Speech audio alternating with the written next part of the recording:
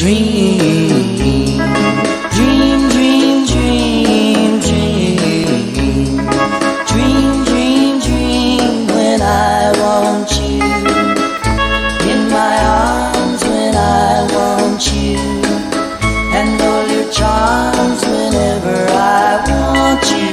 All I have to do is dream, dream, dream, dream when I feel blue in the night and I need you to hold me tight whenever I want you. All I have to do is dream.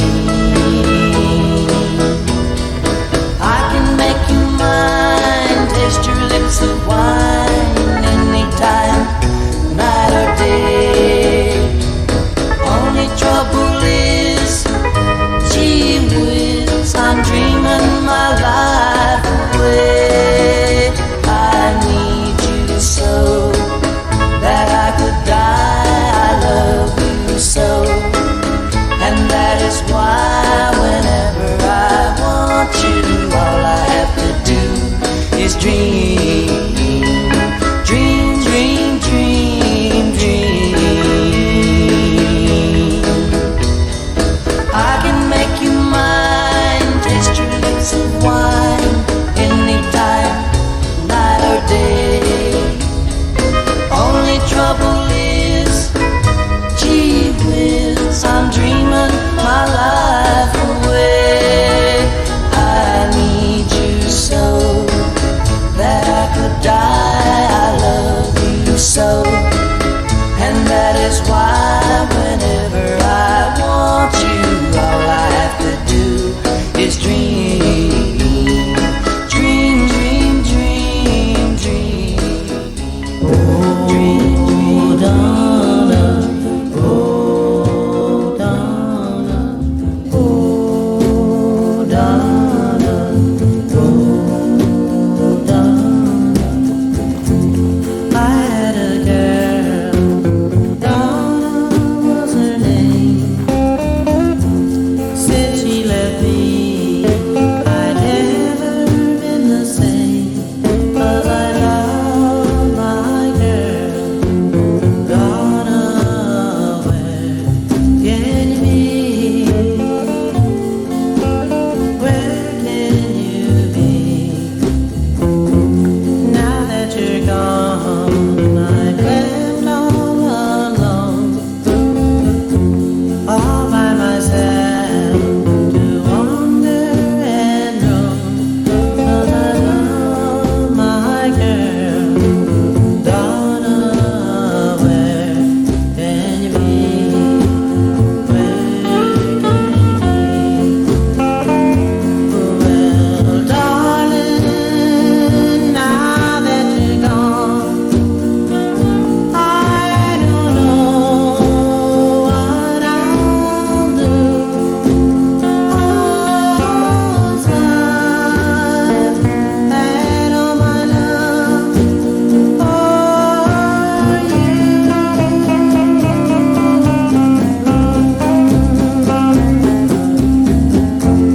I had a girl, Donna was her name. Since she left me, I never been the same. 'Cause I love my girl, Donna, where can you be? Where can you be? Oh, Donna, oh, Donna, oh, Donna. I've got sunshine on a cloudy day. When it's cold outside, I've got the month of May. I guess you say, what can make me feel this way? My girl, my girl, my girl, talking about my girl, my girl. I've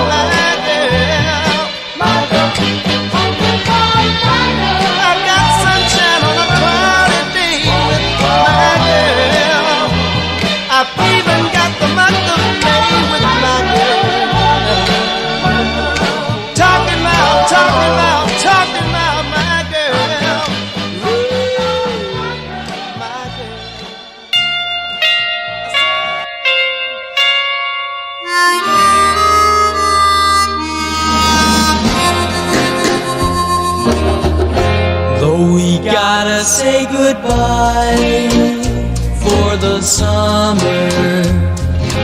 Darling, I promise you this, I'll send you all my love every day in a letter, sealed with a kiss. Guess it's gonna be O kadar büyük bir amfiteyatro ki, hani Antalya'da ben Aspendos'u gösterirken Türkiye'nin iki büyük antik tiyatrolarından Efes ve Aspendos, sonra Bodrum geliyor dedim ya, vazgeçtim. Nüsa yani burası nereden baksanız bir 20 bin kişi alır. 8 bin, 9 bin, 10 bin, 15 bin kişilik yerleri gördükten sonra bir değerlendirmeyi daha rahat yapabiliyorum. Ve hala da oturma yerlerine çıkabilecek yürüme merdivenleri hala da korunmuş vaziyette duruyor. Çok da güzel korunmuş ki antik tiyatrolarda genelde sahne kısımları pek korunmuş değildir. Bir Aspendos'u ben korunmuş gördüm. Yani Selge yıkılmıştı, diğerleri hep yıkılmış gördük. Ama burada gayet güzel korunmuş vaziyette. Ve antik tiyatroların hepsinde standarttır. Sütunlar ve aralarında tabii heykeller olur. Oradan çıkma yerleri falan, arka kapıda sahne, stage yerleri. Yani ve burayı korumak için yukarıda heyelanlara ve göçüklere karşı da duvar yapmışlar. Antik tiyatronun belli bir kısmından sonrasını bir nevi ziyarete kapatmışlar. Hatta şu yan tarafta tel örgü var ama ben bir sol kısımda biraz yıkık var ama üst kısma kadar gidilebiliyor. İstenirse tabii orası da restorasyon yapılabilir. Ama tabii en üst kısma kadar çıktığımızda antik tiyatroyu çok daha iyi görebiliyoruz. Ben gösterebilmek için yukarıdan da çekim yaptım. Yani ben böyle bir antik tiyatro Nüsa'da beklemiyordum.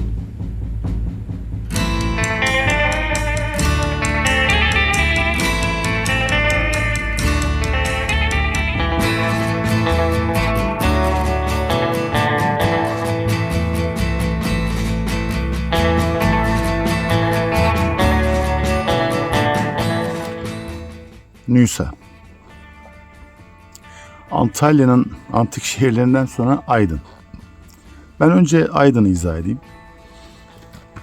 Aydın, Evliya Çelebi'nin anlattığı gibi ovasından bal, dağlarından yağ akar. Türkiye'nin 3 en büyük, en önemli verimli ovasından biri Aydın Ovası. Iğdır Ovası, Çukurova ve Aydın Ovası. Ben 3 ovayı da gezdim. Hatta Iğdır Ovası'nda gençliğim bir kısmında geçti diyebilirim. Türkiye'nin en doğusundadır. Ağrı'dadır. Ağrı Kars Artık Iğdır'da bir şehir. Tabii onu da atlamayayım. Hakkını yemeyeyim. Aydın'da tabii neden ovasından bal, dağlarından yağ akar? Genelde Edremit ve Ayvalık zeytinleri bilinir. Neden? Sanayileşen zeytinler. Ama Aydın'ın zeytini aslında en kaliteli zeytindir. Köylüler sanayileştirmez. Bütün köylüler, yerel halk zeytinliklerini kendileri toplarlar ve burada köylerde zeytinyağı yapan küçük işletmeler vardır. 2 yıllık kullanacakları zeytinleri bidonlarla evlerine depolarlar. Neden 2 yıllık? Çünkü zeytin ağaçlarının Aydın'da 2 yılda bir mahsul verir. Toplama şeklinden dolayı. Sonra incir, üzüm, sebze, yani mesela narenciye, portakal, Antalya'da, yeri Antalya derler ama Aydın portakalı da narenciyesi de meşhurdur. Zeytini çok lezzetlidir. Her tür zeytin burada yetişir. Ama en önemlisi incir. Aydın biraz Türkiye'de Türk halkı çok az tanır ama dünya Aydın'ı inciriyle tanıyor. Çünkü dünyada sadece Aydın'da incir yetişiyor. Sarılop incir çok meşhurdur ve bütün dünyaya buradan gidiyor. Yani bir Katar'da, bir Suudi Arabistan'da, bir Rusya'da Aydın inciri dendiğinde bir markadır. Onu söyleyeyim. Neden bilmiyorum. Yani bu bölgenin bir ikliminden mi diyeyim, havasından suyun, hatta Nazilli, Aydın ilçesi, orada da belli bir yer var coğrafi olarak. Orada da biber, patlıcan kurutma sadece orada yapılıyor. Ki televizyonlarda, belgesellere bile konu oldu bu. Sebze. Sebze Aydın'ın temel yiyeceğidir. Şimdi Türkiye'ye baktığınız zaman her bölgenin kendine has bir mutfak kültürü, yiyecek kültürü var. Neden? O bölgenin yetişenlerinden dolayı. Örneğin Güneydoğu'da kuzu, oğlak, Akdeniz'de gene kuzu, Karadeniz'de balık ve inek, Doğu'da gene oğlak, inek, tabii değişiyor. Ama Ege bölgesi, özellikle Orta Ege, Aydın sebze yemekleriyle meşhurdur. Neden? Çünkü bu bölgenin sebzeleri çok leziz. Aydın'da her şey ucuz. Aydın halkı manavdan alışveriş yapmaz. Giderler direkt üreticiden. Hatta pazarları buranın çok meşhurdur. Aydın'da yaşayanlar pazarlarda kimden neyi alacaklarını çok iyi bilir. Gelelim Nisa. Nisa ya da Nusa. Nusa diye de daha çok okunur. Nusa milattan önce 3. yüzyılda kurulduğu söyleniyor. Ünlü coğrafya tarihçi Strabon. Strabon Amasya kökenlidir. Amasya'nın yetiştirdiği bir Helenistik çağın tarihçisidir ve bir süre burada yaşamış. Nusa'da yaşamış. Strabon'un eserleri, anlattıkları eskiden daha gerçekçidir. Niye? Çünkü eskiden tarihçiler, adına tarihçiyim diyenler, coğrafyacıyım diyenler biraz da hani krallara, işte yaşadıkları kentin liderlerine böyle iyi gözükmek için bazı şeyleri değiştirerek, ballandırarak, coşturarak farklı anlatırlar. Ama Strabon'un anlattıkları daha gerçekçidir. Hiçbir zaman öyle bir şeye kalkışmamış. Nusa'yı çok güzel anlatmış. Fakat tabii o da kuruluşunda adını unuttum şu anda. Bir kralın oğlu tarafından kurulduğunu söylüyor. Fakat bir yerde daha ben bir kaynakta okuduğum kadarıyla da Büyük İskender aldığı zaman buraları, ki her benim anlattığım, her gezdiğim antik şehirde, Akdeniz ve Ege'de Büyük İskender mutlaka benim anlatımlarıma girer. Çünkü neden? Almış. Dünyaya hakim olmuş. Ve önem verdiği coğrafyaymış burası ve buradan doğuya açılıyordu. Burayı da almış. Savaşarak almış. Ve Büyük İskender genç yaşta öldükten sonra generalleri bu kadar büyük coğrafya, bu kadar büyük bir devleti paylaşmışlar. Burayı da generallerinden biri almış ve Nusa adında bir kent yapmış. Nusa bir tane değil, birkaç tane. Rivayete göre 4 ve 5 ismi Nusa olan 4-5 tane kent varmış. Buraya da Meander Nusa, yani Menderes Nusası diyorlar. Meander eski dilde Menderes demek ve İngilizceye de oradan Minder olarak geliyor. Tabii Menderes Nüshası en meşhuru burası olmuş. Çok büyük bir kent. Hatta içeriye ben arabayla özellikle gösterdim girerken. İçeriye girdiğimiz anda giriş yerinden itibaren ben diğer antik yerlerde göremedim. Sadece bilet neyse işte giriş kartı, müze kartı giriyorsunuz. Arabayı park ediyorsunuz orada. Ondan sonra yan geziyorsunuz. Burada park etmiyorsunuz. Arabayla içeriği geziyorsunuz. Niye? Çok büyük. Ve burada kazı çalışmaları yapılmış. Yapılan kazı çalışmaları buraya çok önem verilmiş. 5 senedir kazı çalışmaları yapılıyor. Ben gene söylüyorum. Nedense son 20 yılda ki turizmciyim, 30 yıllık turizmciyim. Son 20 yılda bu devletin Turizm Bakanlığı'nın özellikle son 10 yılda gezdiğim birçok antik kentte ve sizin bildiğiniz bilmediğiniz şehirlerde, vakıf eserlerinde restorasyon çalışmaları var, kazı çalışmaları var. Ben daha sonraki videomda bu konuya özel değineceğim. Çünkü Güneydoğu'da bulunan Göbekli Tepe ve Zerzavan Kalesi. Bakın bunlar bilinmiyordu. Zerzavan Kalesi ve Göbekli Tepe şu anda dünyaca tarihe yön verecek en önemli keşiflerden ikisi. Orayı genelde Alman, İngiliz arkeologlar atlayabildi. Neden? Çünkü Osmanlı'nın son yıllarında bizim Osmanlılar pek bu tür şeylere önem vermedikleri için ki biraz da eskilerin cahilliği lanetlenmiş yerlerdir. Gezmeyin, gitmeyin şeklinde görüldüğü için Alman, İngiliz arkeologlar geliyor. Onların aralıkları farklı. Onlarınki mistik ve mistra. Eski pagan kültürü ve pagan dini. Hristiyanlıktan önceki inançlar ve gizli inançlar. Şu anda günümüze gelen masonluk, gülhaç, kuru kafa ve iskelet gibi bazı birliklerin merkez başlangıç noktası dedikleri Misra. Bunları hep araştırıyorlar. Buldukları tarih eserleri kaçırıyorlar, götürüyorlar. Genellikle Ege ve Akdeniz kıyılarını hep gezmişler, keşifler yapmışlar ama Osmanlı'nın güneyine pek fazla inemiyorlar. Çünkü orada izin verme işgal anlamında verilemediği için. Çünkü işgal ettikleri yerlere hemen giriyorlar. Ama o tarafta tabi bu keşifleri bulmamız biraz bu sebeple şans oldu. Nüsa çok geniş bir arazide ben anlamıyorum yani genellikle dağlarda çok özel yerlere güvenlik tedbiri, güvenliğin şehirlerin korunması genellikle amaç edinerek şehirler kurarlar. Burada dere yatağını kurmuşlar. Tekkil dere.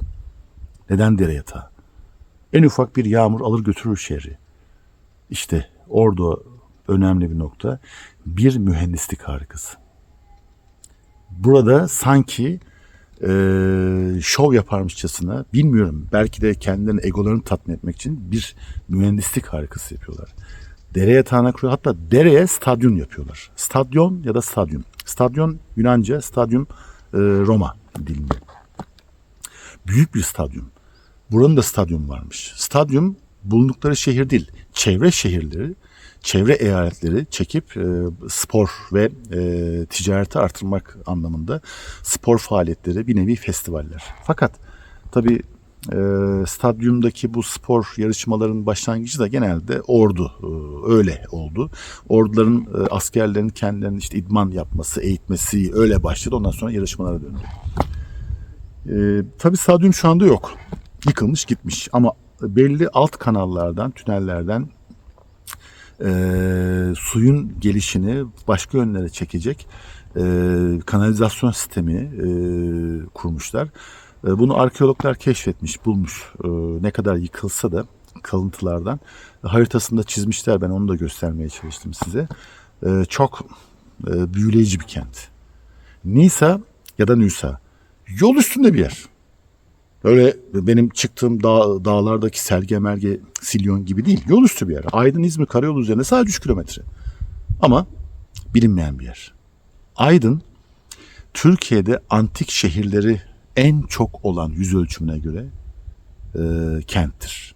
Ve önemli antik kentlere sahiptir. Afrodisyas, Tralles, Milet, Priyen, Didim, Didima,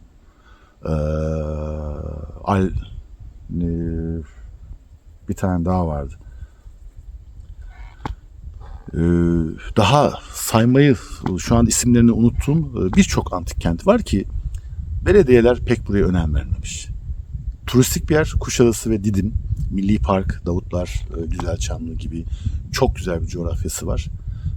Ama belediye buraya hiç önem vermemiş maalesef.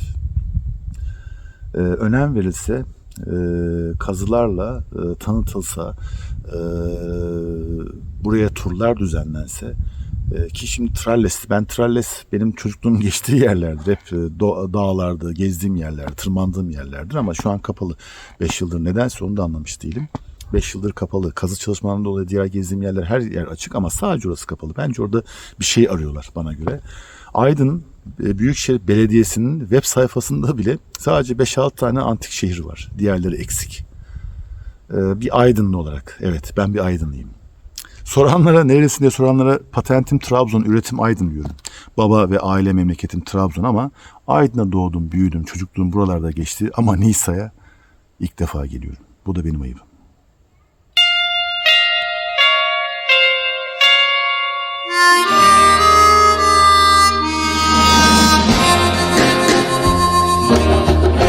Though we gotta say goodbye for the summer, darling, I promise you this, I'll send you all my love every day in a letter, sealed with a kiss. Guess it's gonna be a cold, lonely summer, but I'll fill the emptiness. I'll send you all my dreams every day in a letter, sealed with a kiss.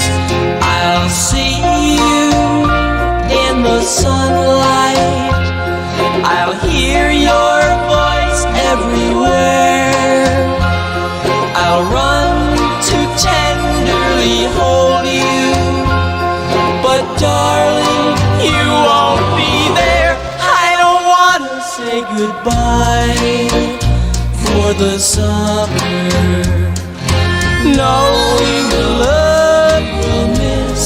Oh, let us make a pledge to meet in September and seal it with a kiss.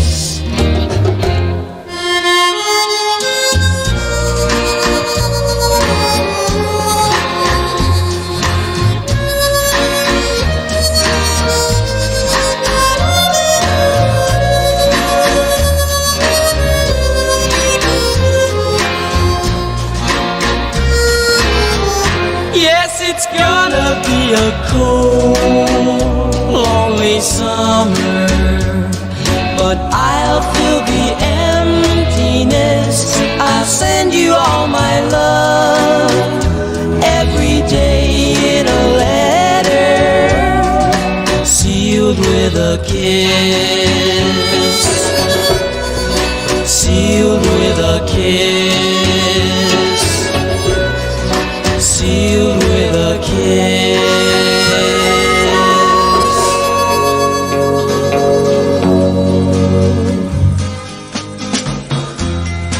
If you're going to San Francisco, be sure to wear some flowers in your hair. If you're going to San Caddeler, kütüphane ve kilise geçiyor. Kiliseyi sanırım gördük mü diyeceğim. Yok, göreceğiz. Caddeler ve kütüphane. Yani çok büyük bir cadde varmış burada. Onu söyleyeyim. İlk geçtiğimiz yerde bakın burası bir yıkıntı. Hemen önümüzde de bir yıkıntı. Ve sütunlar, duvarın olduğu yerler belli. Diğer duvar sınırları gene. Çok büyük bir cadde varmış burada. Genellikle Roma kentleri içinde bu Roma kentlerinin caddeleri, sütunlu yolları meşhurdur. Burada da var. Ben size göstereceğim. Muhteşem bir manzaraya doğru gidiyor. Muhteşem.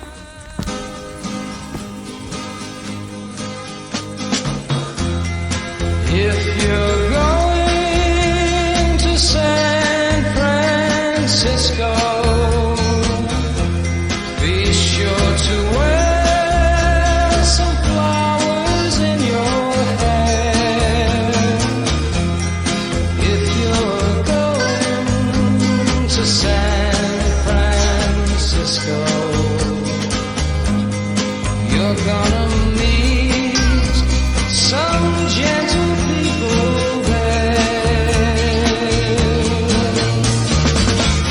For those who come to San Francisco,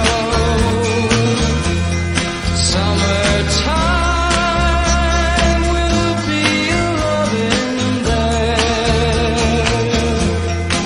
In the streets of San Francisco, gentle people with flowers in their hair. All across the nation, such a strange vibration, people in motion. There's a whole generation with a new explanation. People in motion. People in motion. For those who come. Kütüphaneye hala gidiyoruz. Bir de Heron bir tapınak varmış ileride. Yani görüyor musunuz? Zeytin ağaçları içinde. Her yer zeytin ağacı. Dağlarından yağ akıyor. Doğru. Doğru. Ve Herodot'un da benzer bir sözü vardır Aydın için. Herodot biliyorsunuz Halikarnaslıdır. Halikarnas yani Bodrum. Evet. Herodot Aydın'ı çok severmiş. Aynı zamanda Afrodisyas'ı. Afrodisyas heykeller şehri. Nüsa ise eğitim. Eğitim şehri. Burası ve Milet. Milet'in filozofları meşhurdur. Ben orayı da ayrıca anlatacağım, gideceğim. Orayı da göstereceğim. Oh yes, evet. Evet, işte bu. Bu kütüphane. Şimdi sıradan bir kütüphane deyip geçmeyelim. Bütün Türkiye tanıtım kartpostallarında gördüğünüz Efes'in o meşhur heykelli sütunlu yüksek antik harabesi vardır. Kütüphane de Celsius Kütüphanesi. Meşhur Celsius Kütüphanesi. Ve Efes Anadolu'daki Konstantinopolis'ten sonra en büyük antik şehirdir. Ama Efes'in kütüphanesi gerçekten çok önemli. Ben Side'de de yine benzer kütüphane gördüm, göstermeye çalıştım size. O meclis binalarının etrafındaydı. Nedense demek ki o dönemlerde medya olmadığı için ve Roma aynı zamanda en iyi arşivlerini, yazıtlarını, kitaplar şeklinde en iyi arşivleyen Roma'ydı. Ve kütüphanecilere çok önem veriyor. Bakın Nüsa'da da kütüphane.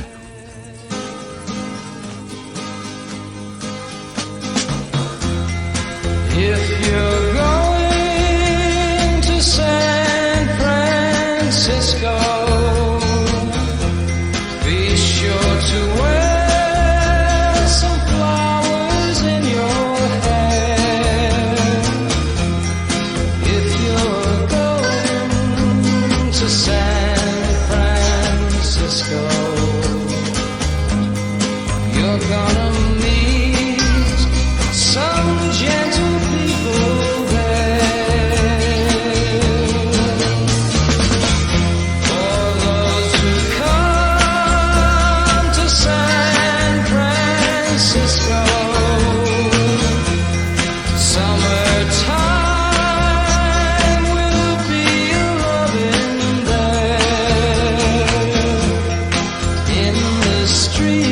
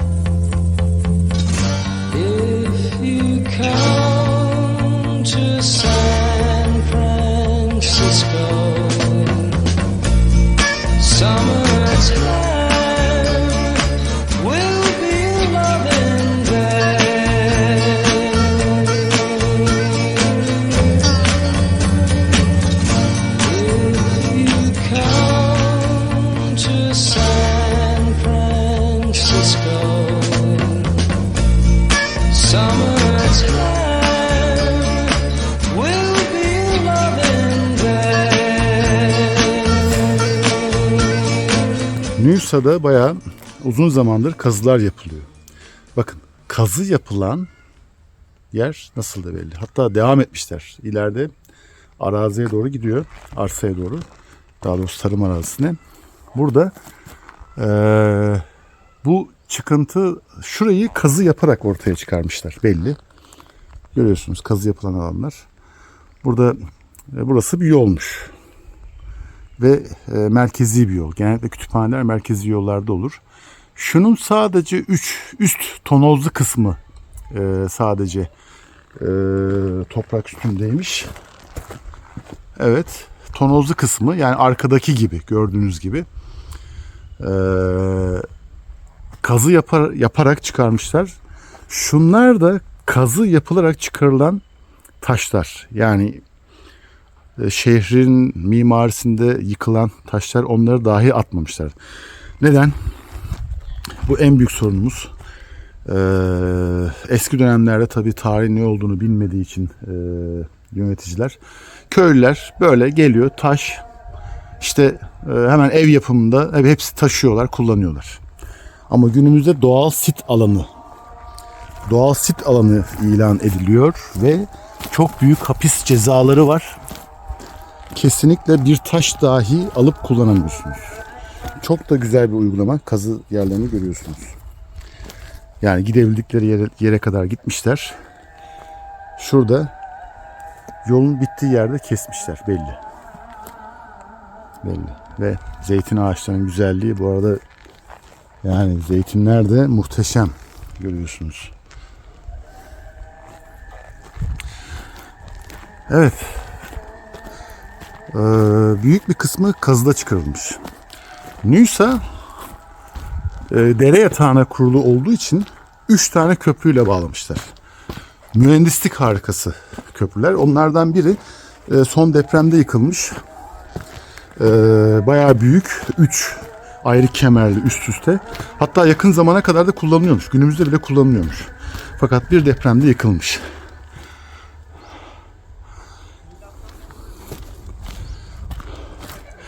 Yani kütüphaneler gerçekten Roma'nın önem verdiği kütüphaneler. Bir de altlarda bu tarz dehlizler mi diyeyim, tüneller mi diyeyim. Evet, Roma dönemi Konstantinopolis'in de altı hep tüneldir. Tünellere çok önem verirler. Ben Aydın'da Tralles kentini biz çocukken hep gezdiğimiz zamanlar hep halk dilinde konuşulurdu. Şehrin altı büyük bir hazine altın yatağı, dehlizler, ne bileyim tüneller var ki var orada. Keşke açık olsaydı gösterecektim. Bir tünel var. O tünel giren çıkamıyor. Yani nereye gittiği belli değil. Nüsa'yı 50 kilometrelik alanı bile bağladığı söylenir. Rivayetlere göre oraya girip de uzun yıllar sonra kaybolup da ortaya çıkan bir aklını kaçırmış olarak çıkıyor falan. Eskilerde tüneller çok önemli. Çünkü kral, işte şehir liderleri, psikoposlar halkın arasına karışmadan gitmek istedikleri yerleri tüneller vasıtasıyla, bir de güvenlik amaçlı savaşlarda falan hemen kaçabilecekleri, hızlı bir şekilde kaçabilecekleri bir alan olarak görürler. Benim tahminim bu.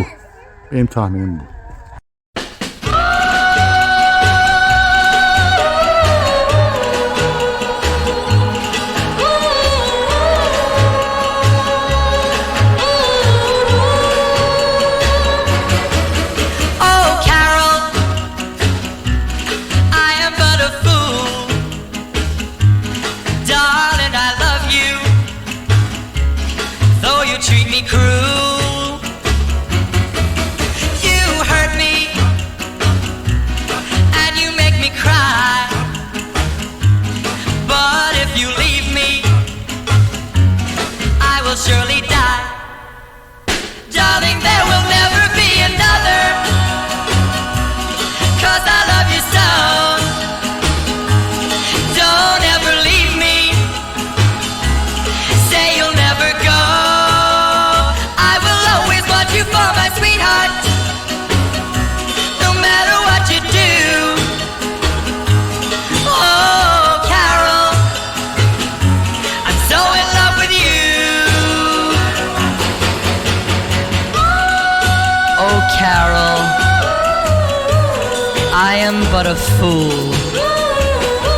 Darling, I love you, though you treat me cruel.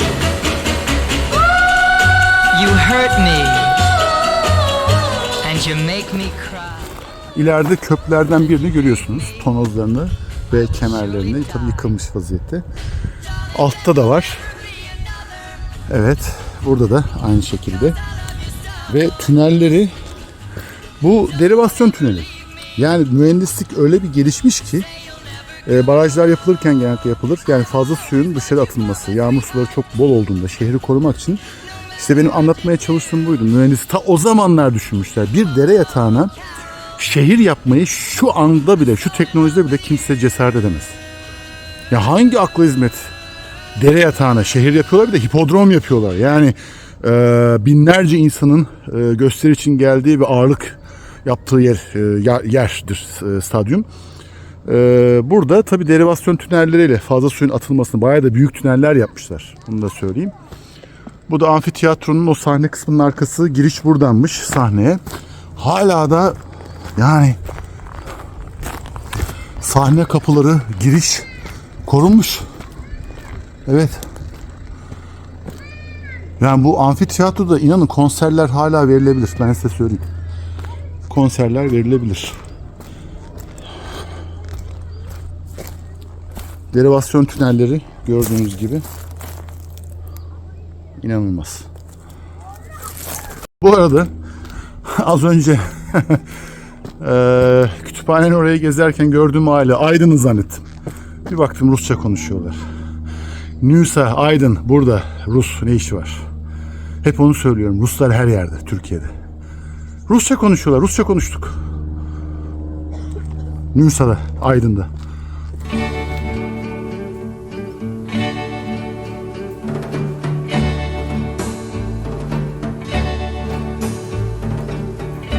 I'll never let you see the way my broken heart is hurting me. I've got my pride and I know how to hide all my sorrow and pain. I'll do my crying in the rain. If I wait for cloudy skies, you won't know the rain from the tears in my eyes. You'll never know that I still love you so, though the heartaches remain. I'll do my crying in the rain.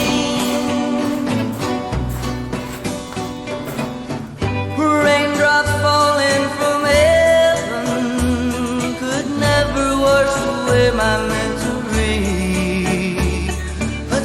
We're not together.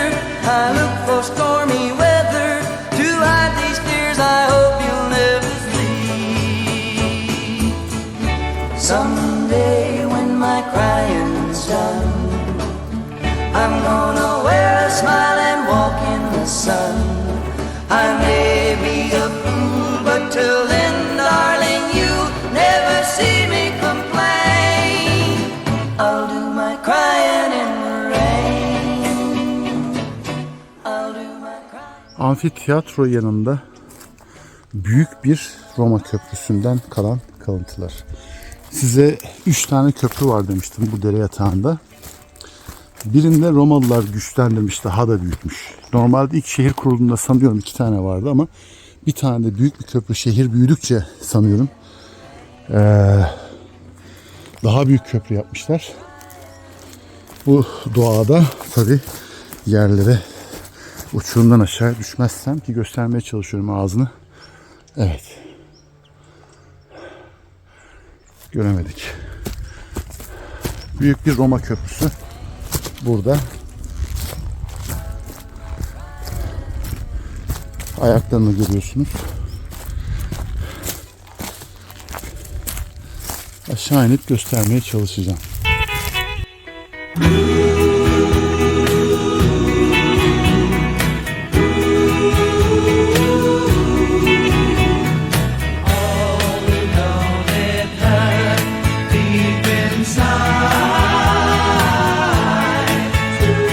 Some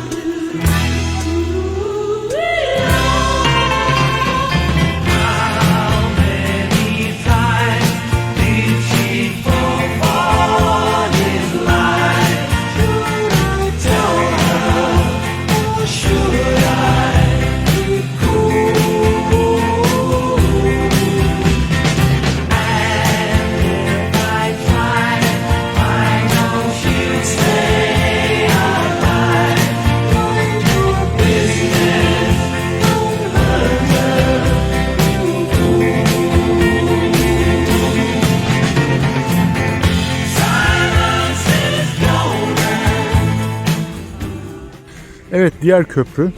Bu da büyük. Asıl şehri birbirine bağlayan merkez köprü. Hemen solunda küçük bir amfiteyatro daha var. Bu da diyeceksiniz ki ikinci amfiteyatro. Halk için, bütün halkı toplama amfiteyatrosudur. Genelde bütün şehirlerde olan. Bir de senatonun, şehrin zenginlerinin, ihtiyarlarının toplandığı bir küçük bir amfiteyatro vardır. Yani şehrin ileri gelenlerinin, şehri yönetenlerin, senatosunun. Genelde küçük amfiteyatrolar kaybolup gittiği için pek bilinmez.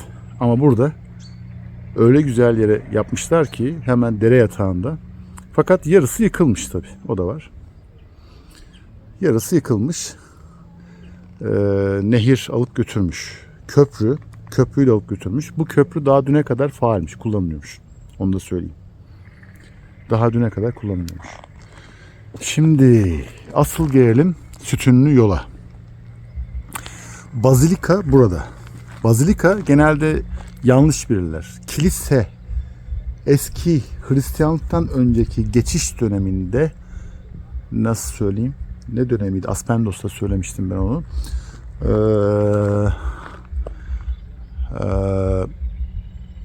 Paganlıktan Hristiyanlığa geçiş dönemindeki veya paganlık öncesi tapınak, mabet şeklinde bazilika dedikleri, ama bazilika aslında yönetim binasıdır. Merkez binasıdır. Onu da söyleyeyim. Ve sütunlu yol çok da güzel yapmışlar. Muhteşem bir sütunlu yolu var. Bütün antik şehirlerin sütunlu yolları vardır ama buranınki muhteşem ve asıl söylemek istediğim, bakın. Bu yol toprağın altındaymış. Yani kazı yapılan toprak seviyesini görün diye gösteriyorum. Bu tür antik şehirleri kazı yaparak zarar vermeden ortaya çıkarmak nasıl büyük bir sabır ve zaman ve harcama gerektiriyor biliyor musunuz? Öyle inşaat işçisi falan getiremezsiniz. İşi bilen arkeologlar olması lazım. Bu işi severek yapmaları lazım. Büyük bir sabır. Ve burası benim çocukluğum Aydın'da geçti. Tralles'te de şimdi kazı yapıyorlar. Tralles'in o üstünde gezdiğim, hopladığım, koştuğum, zıpladığım falan, yani o arazilerin altına bir baktım, kazdıkça bir şeyler çıktı. Şehir çıktı. Kocaman şehir çıktı. Aynısı da burada. Meğerse altında şehir varmış. Geçmiş tarih. Nereden geldiğimizi, bazı şeyleri doğru bilmek, bulmak ve geleceği buna göre yön vermek, şekillendirmek demektir.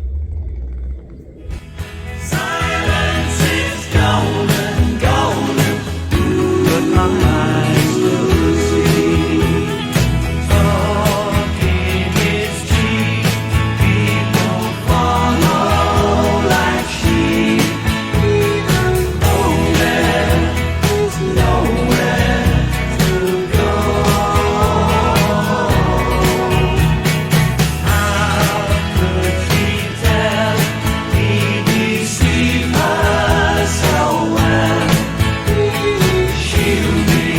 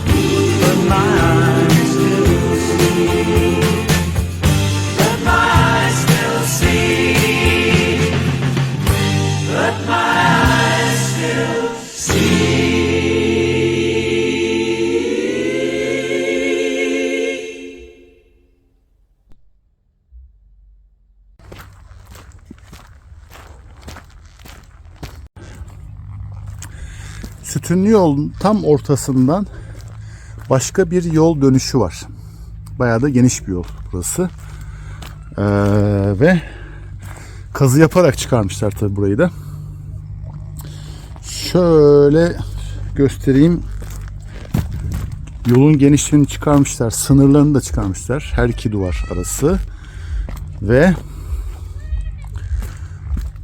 buraya kadar gelmişler. Evet, buraya kadar gelmişler. Duvar devam ediyor. Şurada kalmışlar. Şimdi kazı, tabii ben bilmiyorum. Arkeolog değilim, tarihçi değilim. Bir turizmci gözüyle, halk gözüyle anlatıyorum. Ama anladığım şu. Kazı yapmadan önce keşfettikleri yerleri bakın taşlarla yolun gelişini duvar itibariyle ayırmışlar. Karşıyı da öyle. Şöyle taşlarla kroki çizmişler. Bu arada bu etraftaki sütunlar falan filan, arkadakiler hepsinde kazı yaparak çıkarmışlar. Onu da söyleyeyim. Tabi zamanla kazı yapmadan önce çok azı üstünde olan taşlardan yola çıkarak kazı yerlerini keşfediyorlar. Ve kitabeler, buldukları kitabelerden yola çıkarak. Çünkü her şehrin haritası kütüphanelerde vardır. Bir yerlerde vardır. Devlet binalarında bir yerlerde vardır. Ve burada da kroki çizmişler. Kazı. Daha kazı yapacakları alan. Yani bu toprağın altında o yolun devamı ve bu yol nereye götürüyor? Buradan başka bir yolla birleşiyor. Buradan başka bir yolla birleşiyor. Burada da sütunlu yola paralel bir yol var. Burayı da kazacaklar belli. Gene 3. köprüye gidiyor bana sorarsanız. 3 tane köprü vardı burada. Ama yer yer küçük kazılar yaptıkları yerler var ki keşfetmek için yapıyorlar bunu. Bana sorarsanız evet, doğru. Yer yer böyle de kazılar yapıyorlar. Evet. Yol olduğunu buradan anlayabiliyorlar. Evet. Bakın. Duvar ve duvar ve sınır taşları. Görüyor musunuz? Daha buraları kazacaklar belli. Bu şehri komple ortaya çıkaracaklar. Etrafta da sanıyorum yerleşim yerleri var. Ben hep videolarımda söylüyorum. Turistik ve tarihi yerlerde antik şehirler, bakın yolun devamı. Bakın yolun devamı hemen bizi nereye götürecek? Yolun devamı bizi kazı yaparak geldikleri başka bir noktaya götürüyor. Ha işte buradan da bir merdiven. Tarihi merdivenden inelim. Evet. Evet. Evet. Evet. İşte size şehir. Burası neymiş? Burası da dedim ya, paralel başka bir sütunlu yol olduğu, merkezi sütunlu yol, ama burada da paralel bir yol varmış. Ve eski Roma antik şehirlerinin her caddesinin ortasında su derivasyon kanalizasyon sistemleri var. Bunu ben Aspendos'ta da gördüm, Selgi'de de gördüm. Bütün şehirlerde görüyorum ve tabii bu sütunlar kazıdan önce, daha önce toprak üstünde olduğu için oradan yola çıkarak kazmışlar. Kazı yaptıkları yerler belli. Görüyorsunuz. Kazı yaptıkça bu sütunların arasındaki duvarlar da ortaya çıkıyor. Bu sütunların arasındaki duvarlar da ortaya çıkıyor. Muhteşem bir caddeymiş burası. Yani paralel ana caddelerden biri ve burada ne var? Bakalım.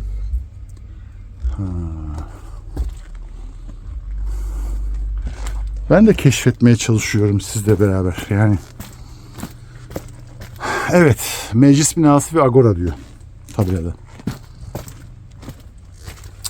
Burası meclis binası ve agora imiş.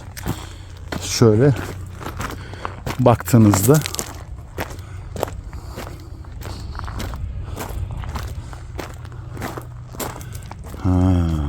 evet, Meclis binası ve agora. Agoralar genellikle diğer antik şehirlerde de söylediğim gibi 2 agora vardır her şehirde. Bir halka ait agora, bir de elitlerin agorası. Burada halka ait amfiteyatro, bir de elit yani şehri yönetenlerin, zenginlerin amfiteyatrosu da var. Muhteşem.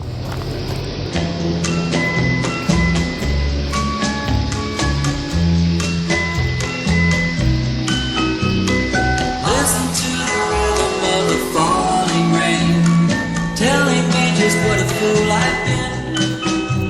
I wish that it would go and let me cry in vain, and let me be alone again. The only girl I care about is gone away, looking for a brand new start. But little does she know that when she left that day, along with her she took my heart. Rain, please tell me now, does that seem fair? For her to steal my heart away when she don't care. I can't love another when my heart's somewhere far away. The only girl I care about is gone away, looking for a brand new start. But little does she know that when she left that day, along with her she took my heart.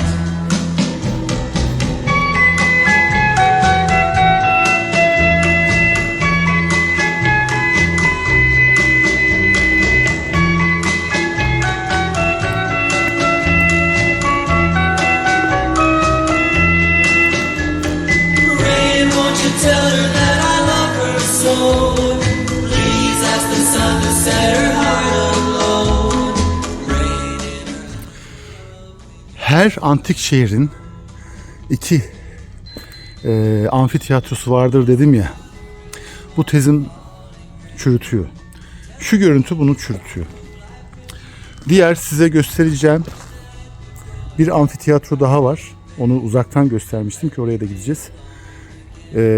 Elitlerin yani şehri yönetenlerin, zenginlerin halktan kendilerini ayırdıkları bir amfiteyatro. Ama burası meclis binası geçiyor ki meclis binalarının devamı şu yıkıntılar arasında belli. Yan tarafta da var. Fakat meclis binası denince şimdi de öyle parlamentolarda toplantı yeri yok mu? Parlamento yeri. Senato yeri. İşte evet, senato. Burası bir senato. Şehrin büyük amfiteyatrosunu gördünüz. Kocaman, çok büyük bir amfiteyatro var. Burada da senatosu. Ve hala da ayakta, hiç bozulmamış. Hiç bozulmamış. Buna benzer ben Magnezya'da da gördüm. Magnezya'da ben amfiteyatroyu görmedim ama küçük senato binasını görmüştüm. O da Aydın'da. Yani 3 tane amfiteyatrosu olan bir kent. Nüsa.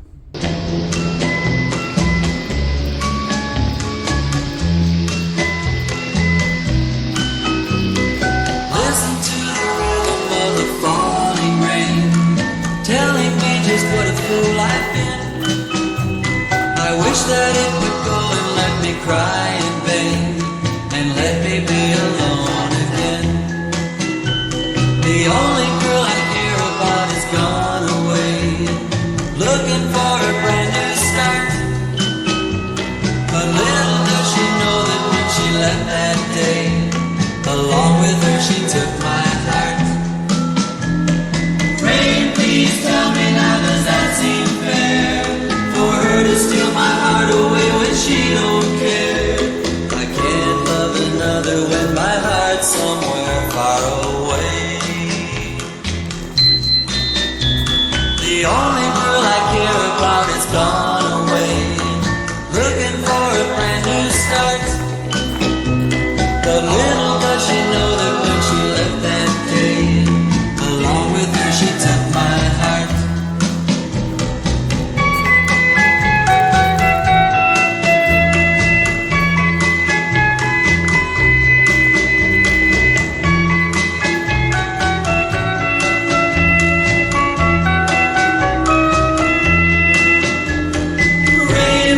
tell her that I love her so.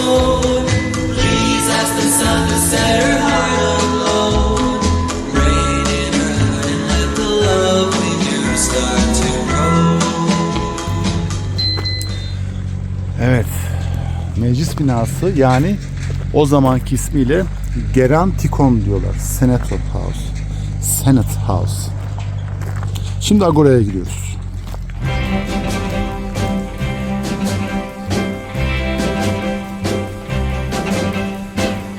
Tonight you're mine completely. You give your love so sweetly. Tonight the light of love is in your eyes. But will you love me tomorrow? Shana, shana, shana, treasure, or just a moment's pleasure. Can I believe the magic of your sight?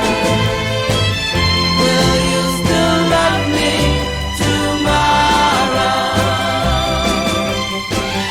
Tonight with words unspoken, you said that I'm the only one. But will my heart be broken when the night meets the morning sun? I'd like to know that your love is a love I can be sure of.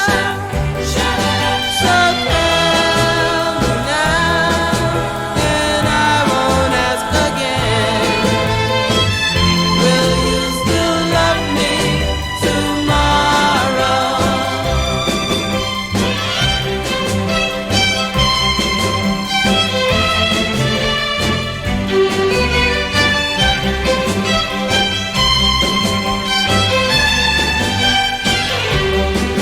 So tell me now, and I won't ask again. Will you still love me tomorrow? Will you still love me tomorrow?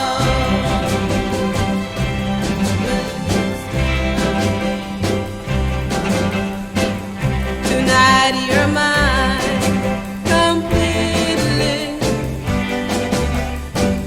You give your love so sweetly. Tonight the light of love is in your eyes. But will you love me tomorrow? Shana, shana, shana, treasure, or just a moment's pleasure. Can I believe the magic of your sight? Will you still love me tomorrow? Tonight with words unspoken, you said that I'm the only one. But will my heart be broken when the night meets the morning sun? I'd like to know that your love is a love I can be sure of. Şehri gezdikçe ben de öğreniyorum. 3 tane amfiteyatro var dedim. Meğerse o ikinci gösterdiğim, henüz görmeden söyledim ki gideceğiz. Orası stadyummuş. Amfiteyatro gibi gözüküyor. Ama Yani ben şehir şu meclis binasını gezdikten sonra tam bitti derken karşıma öyle devasa büyük bir bölüm çıktı ki bakın yer yer böyle kazı yaparak sınırları keşfettiklerini görebiliyorum. Yani burada profesyonel çok güzel kazılar gerçekleştirmişler ve devam ediyorlar. Nysa çok önemli bir kentmiş. Bunu anladım. Şimdi Agora diyorlar buraya. Agora'da bu kadar büyük sütunlar olmaz. Bu kadar büyük sütunları ben bir tek Didim'de gördüm. Ki orada tamamlanamayan, bitememiş bir Apollon tapınağı vardır. Medusa heykeliyle beraber. Burada büyük bir ihtimal burası bir tapınak. Ama etrafı, çevresi ve ilerisi Agora. Onu anlayabiliyorum. Burası bir tapınak. Ve büyük bir tapınakmış. Nedense burada Didim, Magnezya, Milet, Ege bölgesinin tapınaklarını ben Akdeniz bölgesinden çok daha büyük görüyorum ki zaten merkez tapınak Artemis, Efes'te. Dünyanın 7 harikasından biri geçer. Tabii bir şey kalmadı ama 7 harikasından biri geçer. Yani burası bir tapınak belli.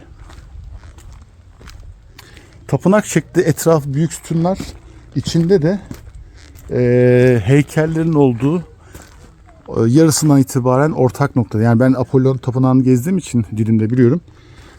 Yarısından itibaren bir giriş olan bir yer bölüm vardır.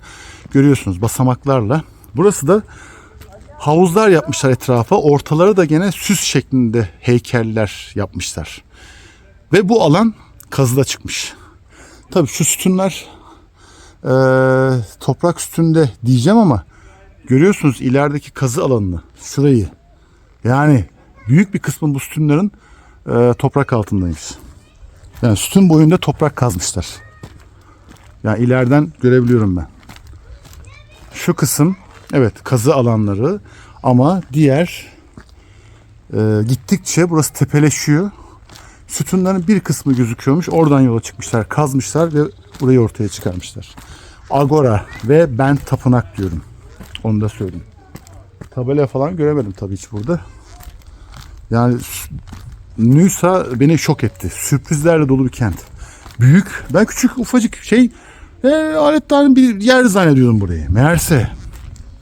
Meğerse bir Efes'miş burası.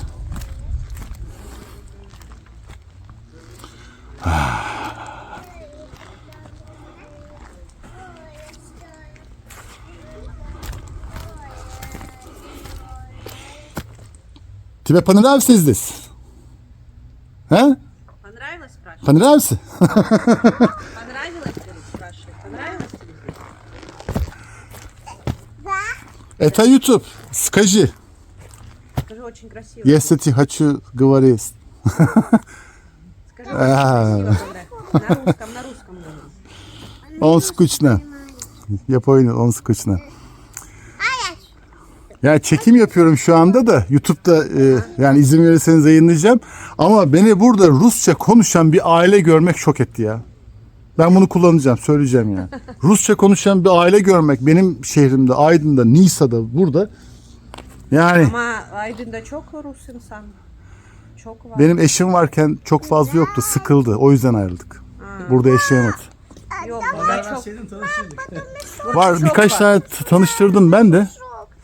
Olabilir bizim şimdi 50 kişi var böyle. O bir grup yakaladı o WhatsApp'tan. Evet, bizim grup. Ama ne zaman o grupta bazı arkadaşlar edindi, Azeri özellikle bozdular. adı? Eşimi bozdular. Nasıl adı sizin? Bilmiyorum. Biri hastanede çalışıyordu, biri bilmem nerede çalışıyordu. Daha doğalgaz gelmemişti Aydın o zaman. Başım netini yemişti o zaman. Yani burada tanıştığı o arkadaşları çoğu da duldu, ayrılmış. Etkilediler benim hanımı, öyle söyleyeyim. O Belaruslu olan özellikle ki mutluyduk. 6 yıldır burada yaşıyordu. Sıkıntımız yoktu. 2 çocuğumuz vardı. Yani ne zaman tanıştığı o gruba girdi tamam bitti olay. Nasıl adı onu? Irina. Don't know much about history. Don't know much biology. Don't know much about a science book. Don't know much about the French I took. But I do know that I love you, and I know that if you love me too, what a wonderful world this would be. Don't know much about geography, don't know much trigonometry, don't know much about algebra, don't know what a sliding rule is for, but I do know 1 and 1 is 2. And if this one could be with you, what a wonderful... Az önce gezdiğimiz stüdyo yol. Şöyle bir etrafından dolaşıp meclis binasına gidip bir de Agora'yı, tapınağı gezdikten sonra üst yoldan gelirken şöyle devamını gördüm. Tabii kazıyla ortaya çıkarmışlar. Kalan kısmı da burada. Yani bu demektir ki şu an bastığımız bu yerin altı da aynı şekilde. Ama neden buraya kazı yapmamışlar? Sanıyorum ağaçlardan dolayı. Bu ağaçları gerçi söküp başka yere dikmek mümkün. Ağaçları es geçmişler. Belki de daha sonradan planlamaya aldılar. Ama bu sütunlu yol, bakın bir ağaç da burada var. Meğerse çok büyük, uzun ve daha da kazıya devam ediyorlar. Gördüğünüz gibi. Kazıya daha da devam ediyorlar. Çok geniş, büyük bir sütunlu yol. Duvarları görüyor musunuz yüksekliğini? Don't know much about geography, don't know much trigonometry, don't know much about algebra, don't know what a sliding rule is for, but I do know 1 and 1 is 2. And if this one could be with you, what a wonderful world this would be. Now I don't claim to be an A student, but I'm trying to be. For maybe by being an A student, baby, I can win your love for me. Don't know much about history. Şehrin merkez giriş yerlerinden biri sanıyorum. Etrafında da herhalde eski dükkanlar mı bilemiyorum. Alışveriş merkezi, tıpkı Aspendos'ta gördüğüm gibi mall tarzı, o zaman büyük yerleri ve kazı ile çıkarılmış yerler. Yani bastığımız toprakların altında büyük bir kent var.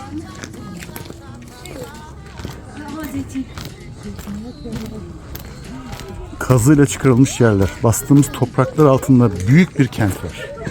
Ve devam ediyor kazılar.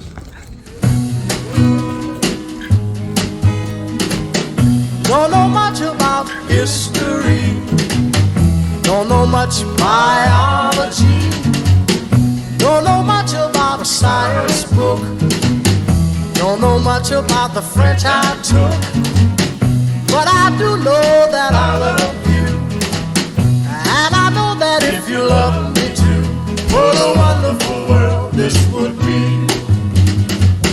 Don't know much about geography, don't know much trigonometry, don't know much about algebra, don't know what a sliding rule is for, but I do know 1 and 1 is 2.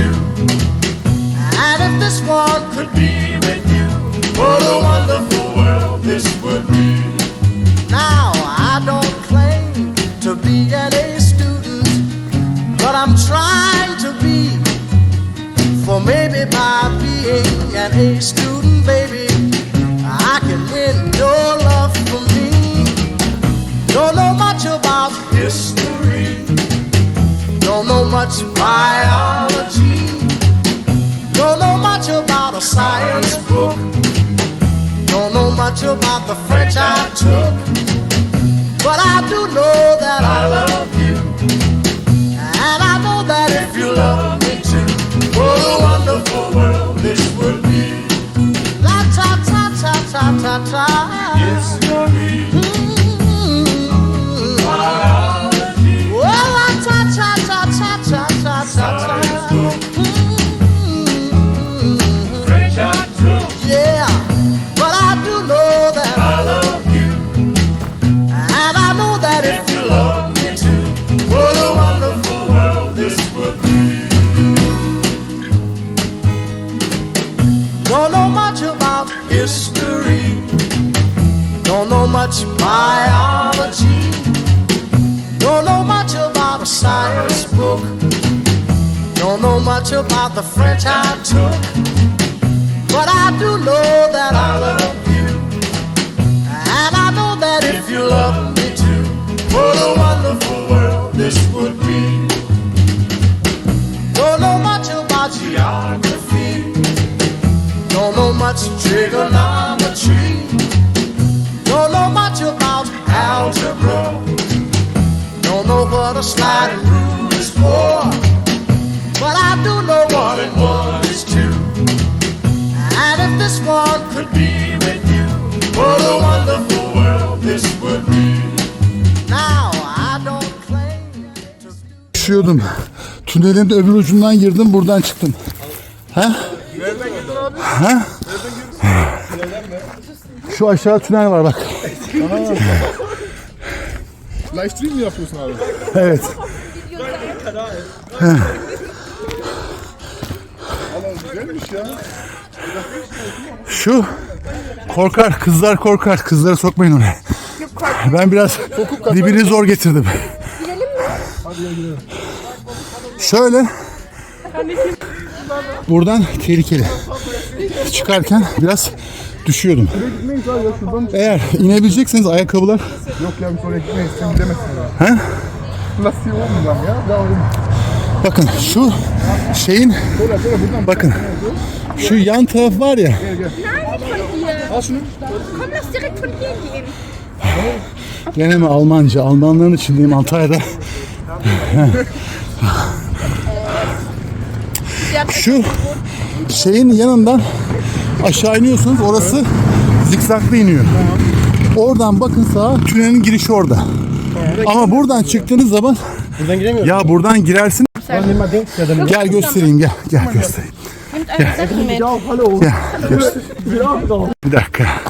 Şöyle, burada da hem Rusça konuştuk, bir Rus'la denk geldik. Hem Alman. Hem de Alman gene. Görüyor musunuz? Yani Nüsa bu kadar meşhur.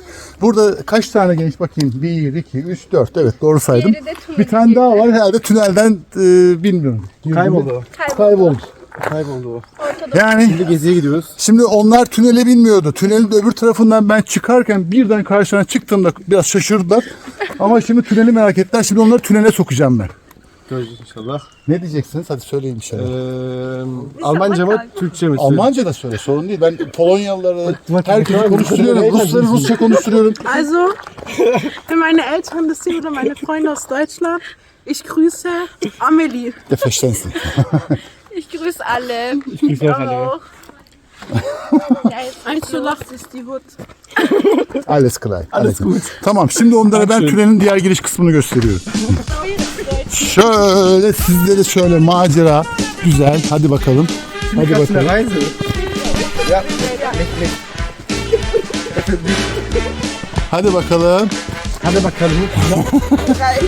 Evet, korkusuzca ilerliyorlar. Roma ordusu. Almanya destekli Roma ordusu. Güzel güzel böyle parfüm kokuyor hepsi. İnşallah düşmezler. Korkmayın, devam edin. Karanlık sizi korkutmasın. Yalnız yerler çamurludur belki de. Biraz ben önden gideyim isterseniz. Bir dakika. Dikkat edin kızlar. Evet. Bastığınız yere iyi bakın.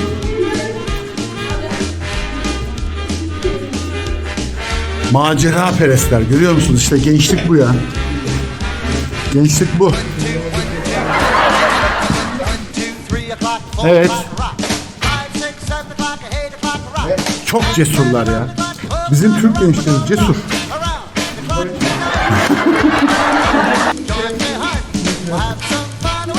Çok cesur bunlar. Ama sizin arkadaşı ben göremedim.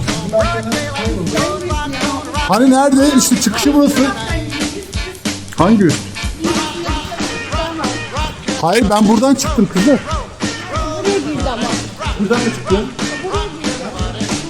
O stadyum ineniyordur diye. Bilmiyorum ama bak, test etmedim. Vay. Vay, işte bu. Sizinleyim, tamam. Ben buldum cesur gençleri. Hadi bakalım. Stadyuma siz geçtiniz. Orada tünel çıkış falan var mıydı? Sen şuradan gelsene, düşersin bak. Düşersin. Evet, düşmezmiş. Bir şey olmaz. Evet.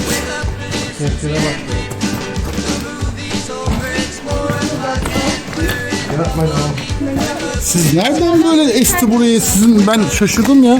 Hop. Aa, merdiven var. Ama bu stadyuma gitmiyor. Evet, benim elemanlar arkada kaldı. Takıldı hepsi bana tek tek. Beni dere içine soktular. Bilmediğim yerden, dereden macera atlaya zıplaya gidiyorum şu anda. Stadyum göreceğiz ya. Stadyum. Ne vardı? Direkt yukarıdan gösterdik. Evet. Evet, stadyumun ucu gözüküyor. Köprü, diğer köprü. Diğer köprü ama balta girmemiş bir orman tabii. Gel hadi gel. Gel. Gel seni kurtarıyorum. Seni de kurtarıyorum. Ops bak. Tamam. Emin misiniz? Ya ne macera meraklısıymışsınız siz ya. Gözlerimi beni de geçtiniz siz. Cesareti beni hayran bıraktı. Ne cesurmuş bunlar ya. Memleket neresi sizin? Stuttgart dedi bak, görüyor musun? Memleket Stuttgart demek. Stuttgartlar Türkçe mi konuşuyor?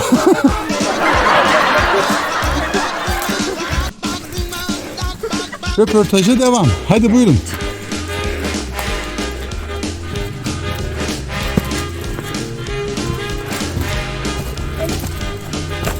Evet çocuklar, ben buradan isterseniz ayrılayım.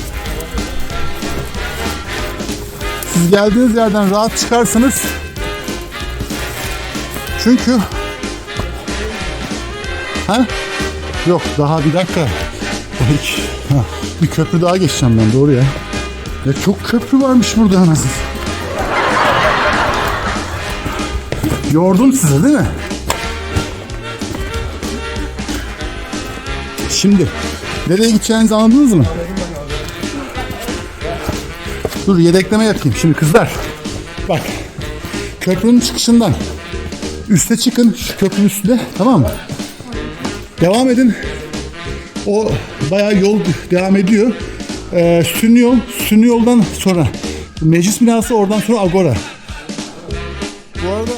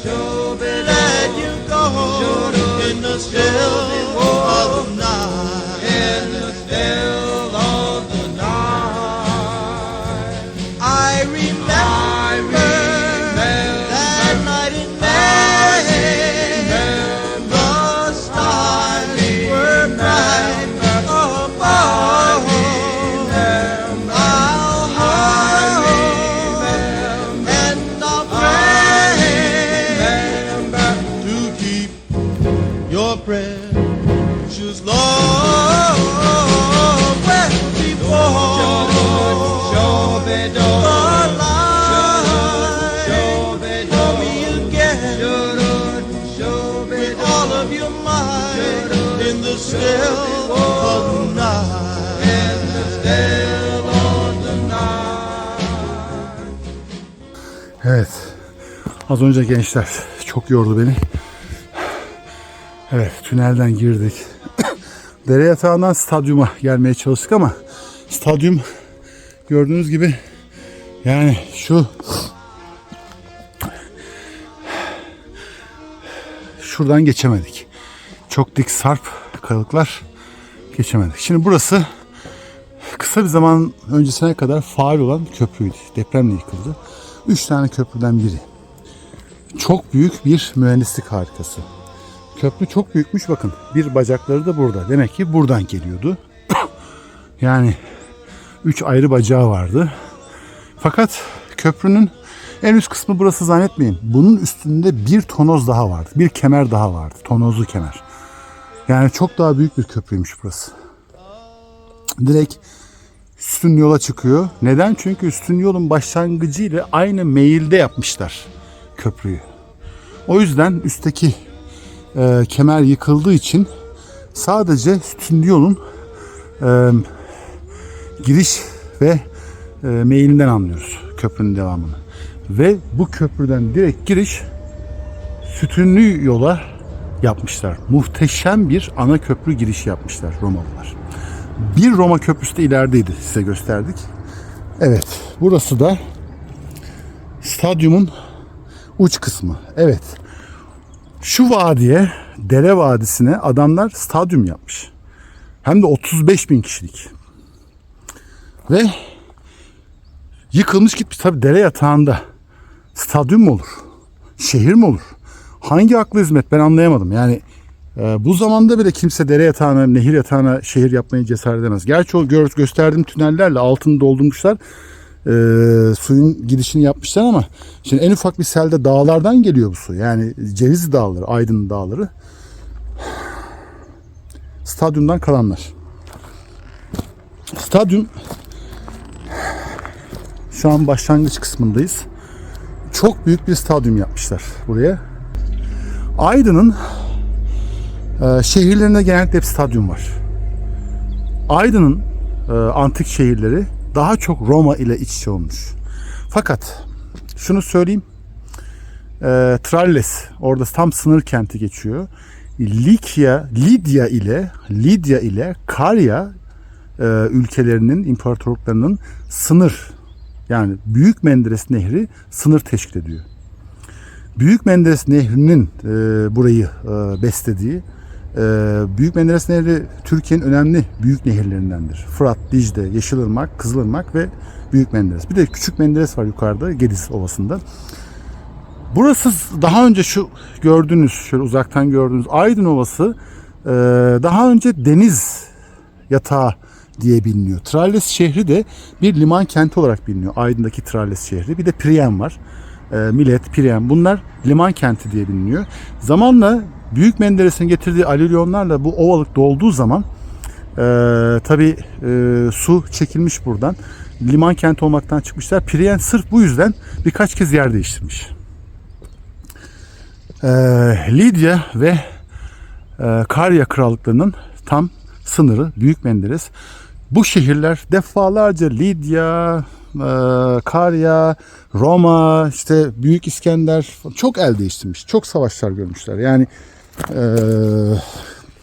dünya tarihi hep savaşlarla gidiyor, ilerliyor. Ve stadyum.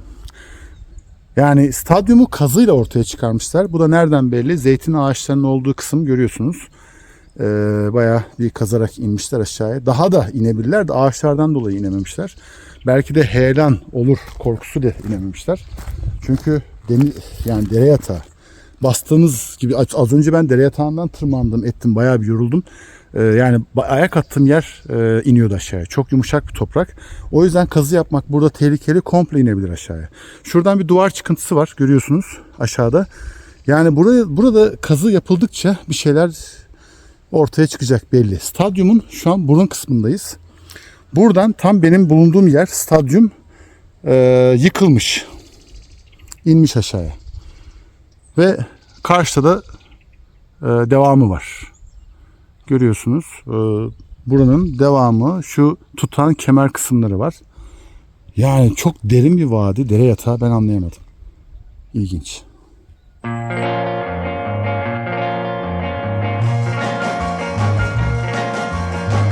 As I walk along, I wonder what went wrong with our love, a love that was so strong. And as I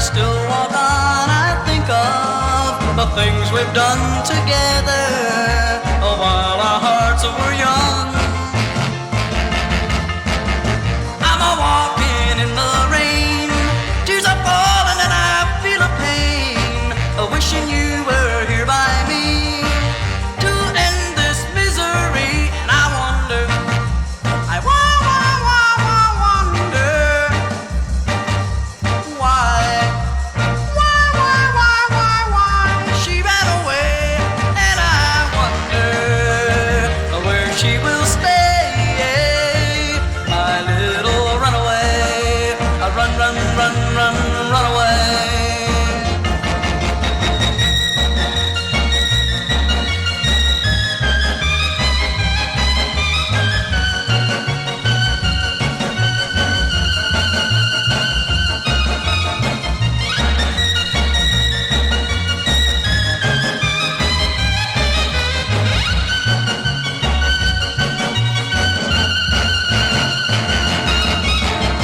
I'm a walking in the rain, tears are falling and I feel a pain, wishing you were here by me to end this misery.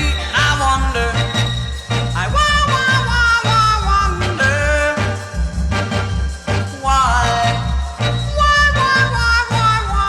she ran away, and I wonder where she will stay, my little runaway. Run, run, run, run, run away. Run, run, run, run, run away. Run, run, run, run, run. Tam bitirdim derken çıkarken yani hamam jimnasyum tabela gördüm ve yürüdüm bir 20-30 metre başka binalar, yani hamam jimnasyum, diğer farklı binalar görüyorsunuz. Buralar hep kazı yapılarak ortaya çıkarılmış. Yani kazı yapmak, bilinçli kazı yapılmaz. Şans eseri bir yerden vururlar. Nereden ne çıkarsa şeklinde oradan yürürler. Ve genellikle büyük bina, yani yüzey üstüne kalan binalara yakın yerlerden kazıya başlarlar. Ve görüyorsunuz, kazı yapılan yerler belli. Yani şehir o kadar büyükmüş ki, önemli bir şehirmiş burası, belli. İşte yüzey üstünde kalan sütunlar. Bu sütunlar yüzey üstünde. Bir de görüyorsunuz şu anda kazı yapılmayan yerlerde ve bunlar sütun başlıkları belli. Ve burası kazı yapmayı bekliyor. Kazı yapıldığı zaman aynı şu şekilde sütunlar çıkacak, belli.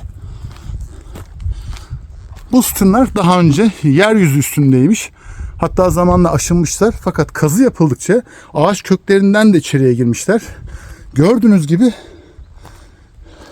genellikle sütunları takip etmek lazım. Çünkü sütunlar genellikle merkezi binaların olduğu yerlerdedir. Ve yani şehir sadece öyle gösterdiğimiz o kadar bir alan değil. Burası inanın büyük. Yani ben size şöyle söyleyeyim. İçeriği biz arabayla gezdik. Ben arabayı şu anda kapağında dışarı çıkarmak zorunda kaldım.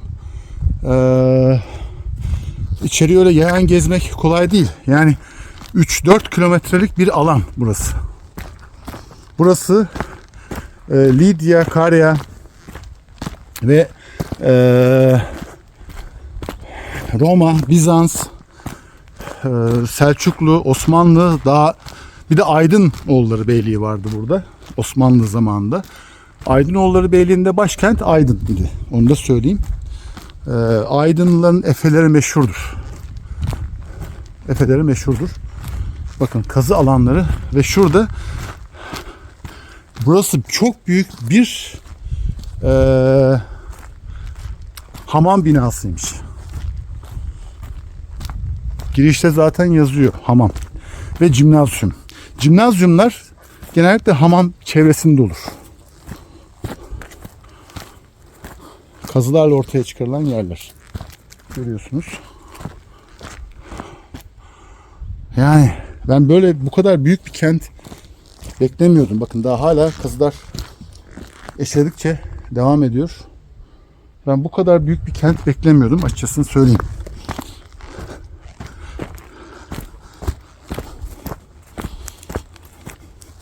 Bu kadar büyük bir kent beklemiyordum. Aydınoğulları Beyliği'ni anlatayım.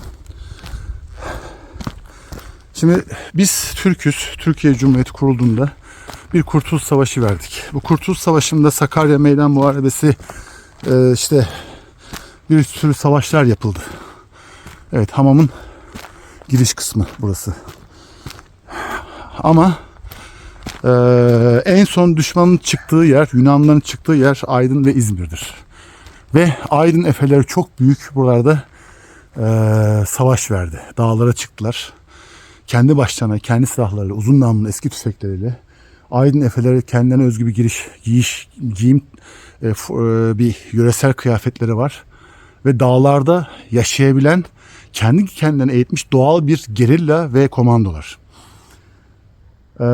Aydın'dan Buharkent'e, en son Denizli'ye kadar olan kısımdaki en son ilçesine kadar bir sürü yolda şehitlik sayarsınız.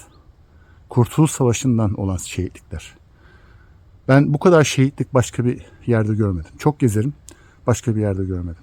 Aydın'ın şehitlikleri, yani Kurtuluş Savaşı'nın hep anlatıyor, Atatürk'ün büyük taarruz, meydan muharebesini, büyük taarruzu emir verdiği, başlattığı andan, Afyon'da başlattı ama savaşın büyük yerleri bu dağları da geçip savaşmak öyle o kadar da kolay değil. Yunanlıların en çok takıldığı yerler bu dağlar oldu, Cevizli Dağları. Bu dağlarda yaşam o kadar kolay değil. Hem de yaz aylarında, sıcakta. Tabii Efeler yöreyi iyi bildikleri için, su kaynakları, yiyecek nerede olduğunu iyi bildikleri için Yunanlıları gafil avladılar burada. Ama çok da şehitler verdiler. Büyük şehitler verdiler maalesef. Aydın bu ülkenin Kurtuluş Savaşı'nda önemli yerlerden biri. 7 Eylül Aydın'ın kurtuluşudur. 9 Eylül İzmir'in kurtuluşudur. İzmir'e denize döktük der, herkes Aydın'a atlıyor. Aydın'ın hep hakkını yiyoruz. Sadece İzmir değil. İzmir'e denize Yunan dökmek değil. Asıl burada dağlardan İzmir'e Yunan'ı getirmek önemli.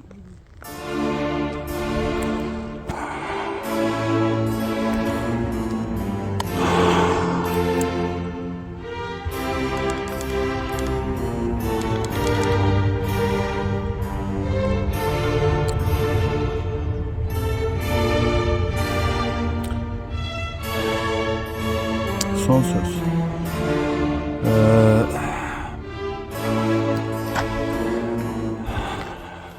Aydın ve Nüsa.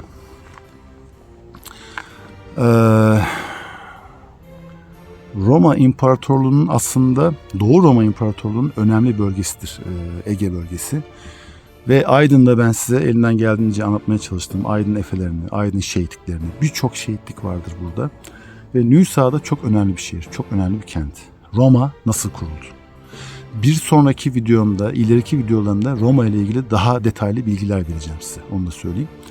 Roma'nın nasıl kurulduğu ve Misra olan daha önceki pagan inanıştaki tapınaklar. Roma iki kardeştir. Romulus ve Remus. Uzun bir hikaye. Romulus ve Remus'un kurduğu, canileri, kanun kaçaklarını topladığı, şehir yaptığı bir yerdi. Babaları öldükten sonra annesi doğum yapmasın diye manastıra kapatıyor kardeşi kral olmak için. Ama annesi Mars'tan bir hamile kaldığını iddia ederek ikiz kardeş doğuruyor. Bu ikiz kardeşi de öldürmek istiyor diğer amcası. Fakat saklamaya çalışıyor, nehre bırakıyor. Fakat nehirde bir yerde bunlar kurtuluyor. Bir dişi kurt emziriyor.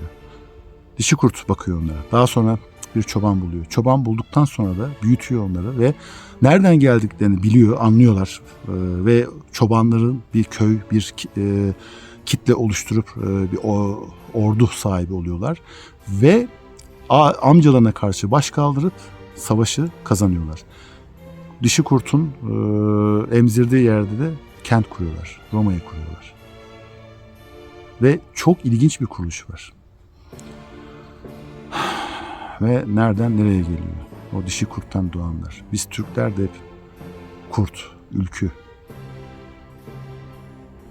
Bizim sembolümüz değil miydi? Dream, dream, dream, dream, dream. Dream, dream, dream when I want you. In my arms when I want you. And all your charms whenever I want you. All I have to do is dream. Dream, dream, dream when I feel blue in the night and I need you to hold me tight whenever I want you. All I have to do is dream.